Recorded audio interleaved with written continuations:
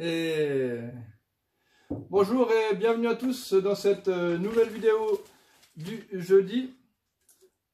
On va parler aujourd'hui des articles qu'on a reçus, comme par exemple les bouchons Performa. Les bouchons Performa pour votre buggy HB qui sont là. Les bouchons Performa qui donnent beaucoup plus de motricité. Vous le remarquez nettement par exemple sur les pistes comme Montagny. Vous avez beaucoup plus de motricité en sortie de courbe et surtout aussi à la réception des sauts, vous pouvez mettre les gaz beaucoup plus tôt. Chez Performa, nous avons aussi les pièces détachées maintenant avec comme par exemple les culasses qui sont disponibles pour le 7 transfert, le 3 transfert et les autres moteurs ainsi que toutes les pièces. Chez Apsima, il y a différents accessoires pour l'atelier comme par exemple cette jauge de hauteur pour le 1/8 qui va de 20 à 30. C'est tout par 1 mm et vous pouvez régler la hauteur de votre châssis assez facilement. Et vous avez aussi la version 1/10 qui va de 10 à 15 et également par 1 mm. Donc ça c'est chez Apsima. Chez Apsima ils font aussi une carte de réglage pour 1/10. Ça c'est surtout pratique pour le touring car. Et même aussi ça passe aussi sur le buggy 1/10.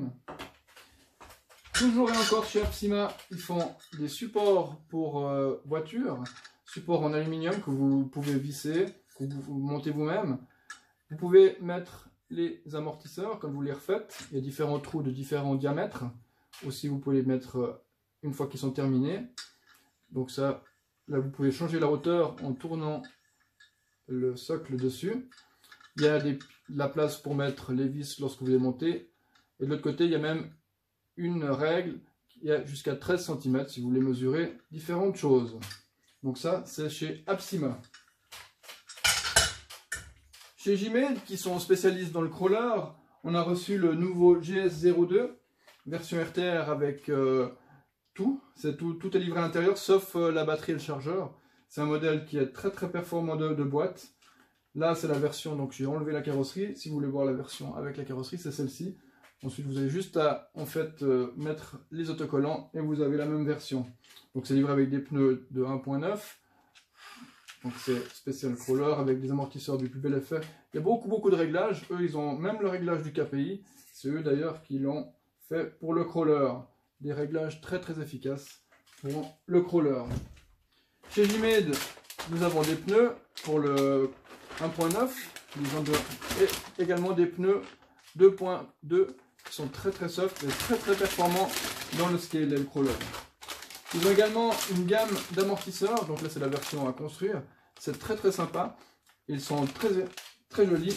Là j'ai fait juste un print pour voir à quoi ça ressemble.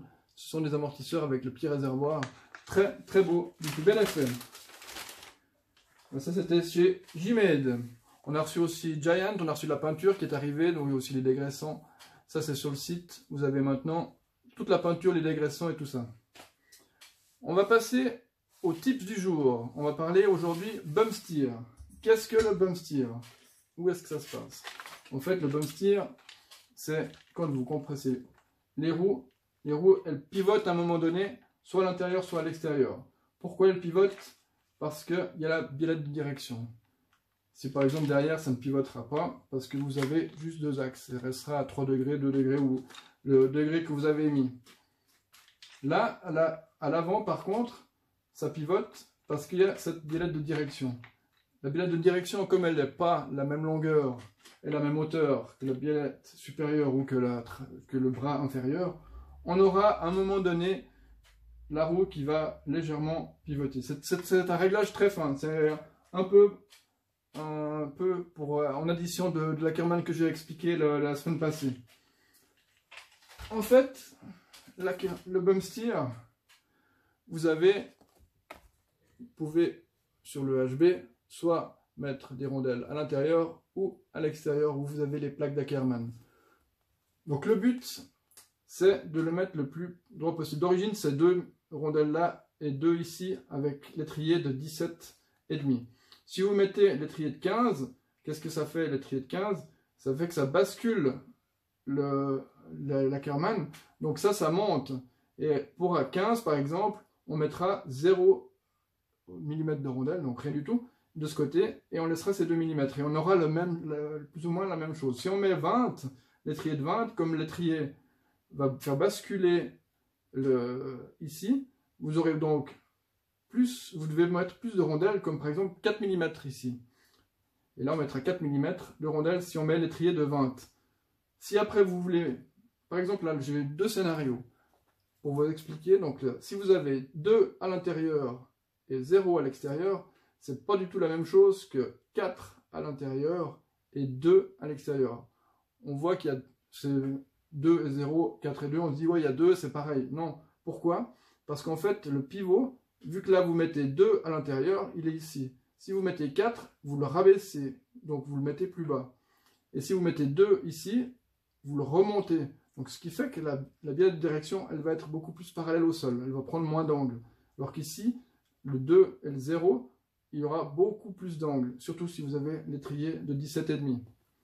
Et ce qu'il va faire, en fait, c'est quand vous avez plus d'angle, la roue, elle va plus pivoter à l'intérieur. Elle va faire ce qu'on appelle du bump in. Et ce qui fait du bump in, ça va vous donner beaucoup plus de direction au milieu de virage. Généralement, on essaie d'avoir le minimum de bump steer, mais quelquefois, on désire peut-être avoir du bump steer. Alors, si on le désire, on peut l'utiliser. Donc, en fait, ici, si vous montez, et ici, si vous le descendez, si vous prenez plus d'angle, ça va faire du bump in chaque fois. Et si, par exemple, vous descendez ici et vous montez là, ça va faire le contraire, donc du bump out. Et comment régler ça, ou comment voir cela? Vous pouvez soit voir à plat. Donc ici, vous avez la roue qui est totalement détendue. Et ensuite, vous l'appuyez et vous voyez que la roue, elle bouge. Là, elle va faire en extérieur. Parce que là, vous voyez, je suppose que c'est assez dur à voir, mais là, elle prend plus de bump out. Parce que là, il y a moins d'angle.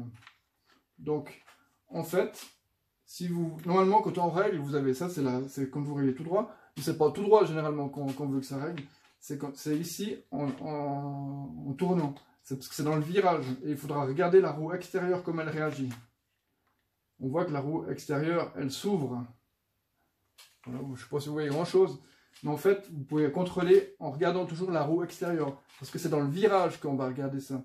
Savoir si ça fait quelque chose, c'est pas forcément en ligne droite. Vous pouvez prendre les 2 mesures parce que c'est pas forcément toujours au même endroit la même chose. Mais c'est plus ou moins là. L'effet désiré, c'est pour dans la courbe. Donc voilà, j'espère que ça a été assez clair. Si vous avez des questions, vous pouvez toujours me les poser.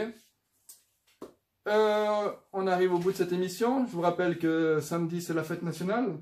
Donc, c'est le pacte de 1991, mais on n'est plus tellement trop contents. Maintenant, on est 26. Donc, on va fêter ça. Prenez soin de vous. En attendant, vous pouvez, avec votre arbalète maison, essayer de viser la pomme. Et ensuite, vous pouvez vous amuser. Si je retrouve en fait ma petite gâchette, est-ce que je vais réussir à viser la pomme? Attention, elle ne s'est pas plantée. Et non. Voilà, c'est terminé pour moi. Je vous souhaite à tous une bonne soirée. Prenez soin de vous et à bientôt. Ciao!